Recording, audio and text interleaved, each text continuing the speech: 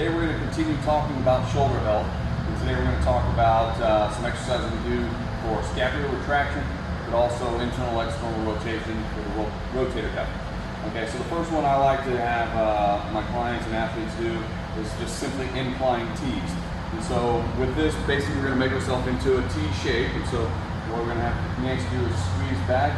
Now we also want to add in external rotation. Okay, with doing that, we're now hitting the rotator cuff along with the scapular retraction. So go ahead and do some reps here. Okay. So you see how she's coming into external rotation as she brings those arms up. Okay. One of the common faults that you'll see is people want to shrug up into the shoulders. So you want to make sure that you're having them squeeze between the shoulder blades. Imagine pinching the quarter between the shoulder blades and really pinching in there, driving the chest into the bench. Okay, and then from there, I like to do incline Ys.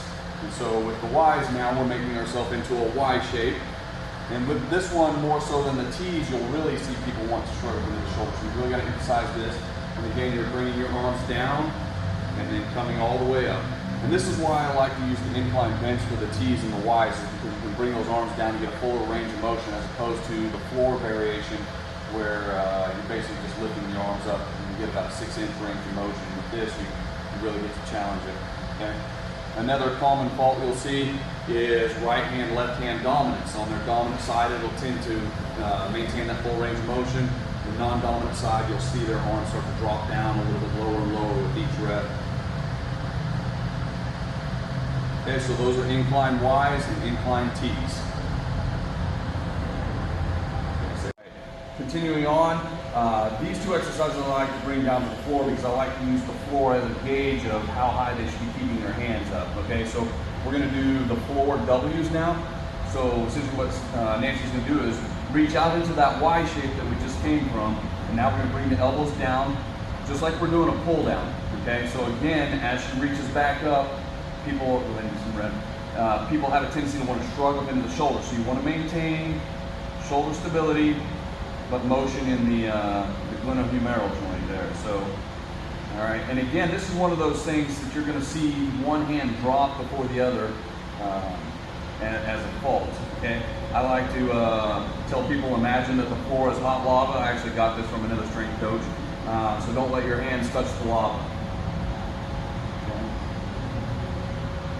Okay, so from here, now we're going to progress to YW handcuffs. And with the handcuffs, she's now going to bring her hands around. So now we're working internal rotation.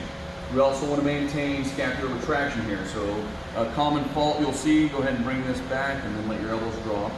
Okay, this shows us a lack of mobility in the shoulder. So if they can pull their shoulders up, they have good rhomboid activation. They also have good mobility in the shoulder. So you want to emphasize that elbows high as they bring their hands back around underneath them.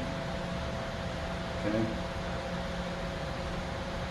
Another fault that you'll see is if they over-engage the lower back, their feet will be coming up off the ground. So you want to maintain hips on the floor, chest pushing into the floor, squeezing the rhomboids.